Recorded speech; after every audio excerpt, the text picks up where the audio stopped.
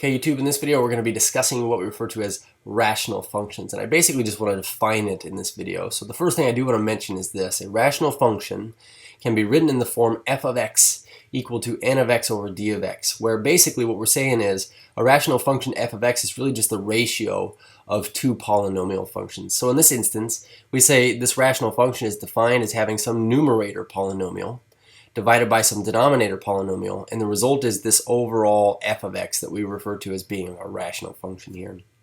So as an example of some rational functions here, let's take a look at this first one that I've got that I want to pick on. X minus 2, we'll put some first degree polynomial over some second degree polynomial. How about x squared plus 3x plus 2?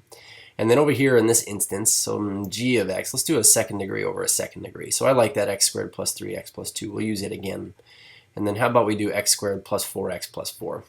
The idea that I want to start with is basically this. We say that this is some rational function in either instance, f and g, but we say that the numerator and the denominator cannot have any common factors.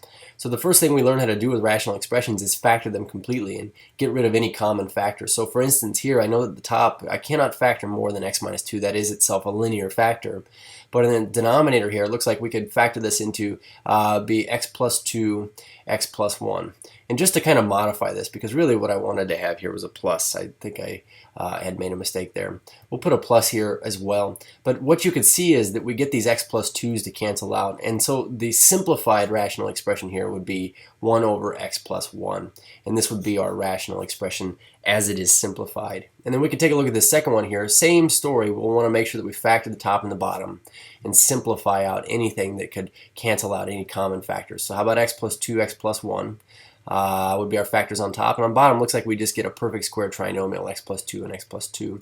So our x plus 2's cancel out, and we say that our simplified rational expression here would just be x plus 1 over x plus 2. So what I really would like to do is talk about the behavior of graphs of rational functions. And so what that's going to involve is a lot of domain and range talk, but also talk of vertical and horizontal asymptotes. So what I'm going to do is I'm going to actually flip over to Desmos here, and what we're going to see is this graph of y equals 1 over x. And we can see that this is the most basic rational function. As a matter of fact, we refer to this as a parent function. But with rational functions, a lot of the time what you see are that they contain what we refer to as asymptotes. And asymptotes, really all they are imaginary vertical or horizontal lines that if I were to put x equals 0 here, you could see this vertical line here. This is a vertical asymptote because as the x values we're plugging into our function get really close to this x value, either from the left or the right, we can see that the behavior of our y values is that it either decreases without bound or increases on our graph without bound. But this is some x value that would be undefined if we plug this into the function. And the reason why x equals 0 is undefined with this function is because, well, we would notice that we're going to get a vertical asymptote or an undefined spot whenever the denominator is equal to 0 for this expression. Okay, so when we talk about the domain, we say the domain of all rational functions is going to be all real numbers except for the x values that cause or make the denominator equal to 0.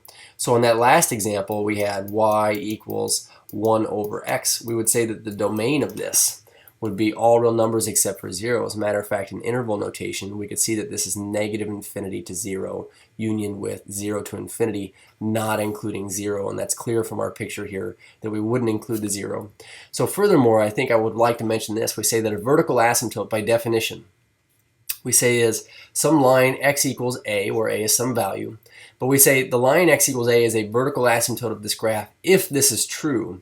If our y values either go to positive infinity or negative infinity as our x values are getting really close to a from either the right or from the left.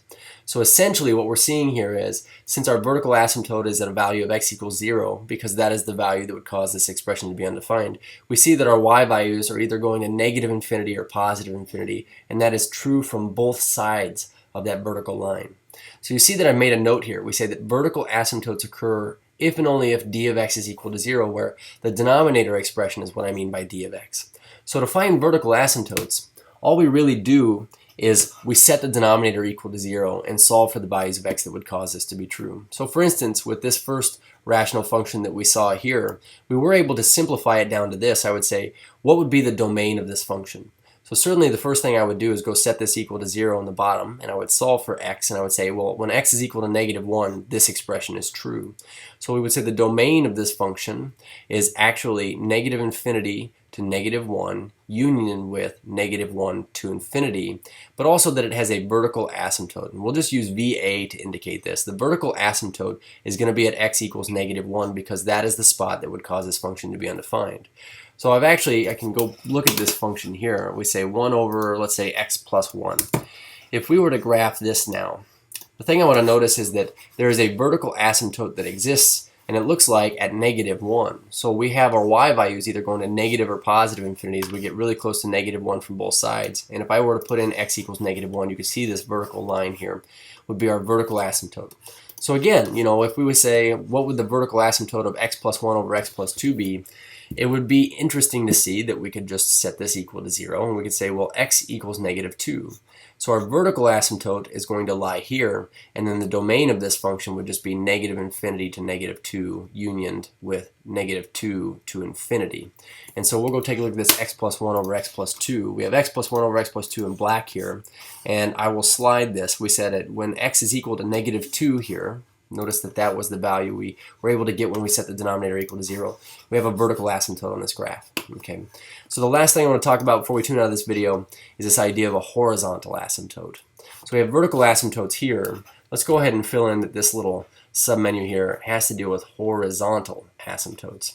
So when we look at these graphs of rational functions, what we do is we usually refer to them as hyperbolas, but not all of the time. Essentially, though, we get these branches of our graph. This all counts as one graph, but you notice that there's a y value here that my function is getting closer and closer to as x gets very large to the right.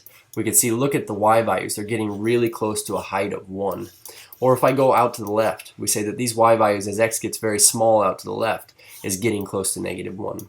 So when we refer to a horizontal asymptote, we say that this is some line y equals b, where in this case I could say b is some value here. Now I'm not quite sure what b is being considered equal to in this case, so I'm going to type in literally y equals 1, but you can see that our graph, as our x values go out to the right and the left, are getting really close to this. So we say the line y equals b is a horizontal asymptote of the graph of f if this is true, if our y values are getting really close to that value right there as x goes to positive and negative infinity. So what I want to point out before I stop this video is this. The horizontal asymptote can be crossed by the graph in here in the middle. We have a graph that maybe goes up like this and crosses over and then comes back on the side.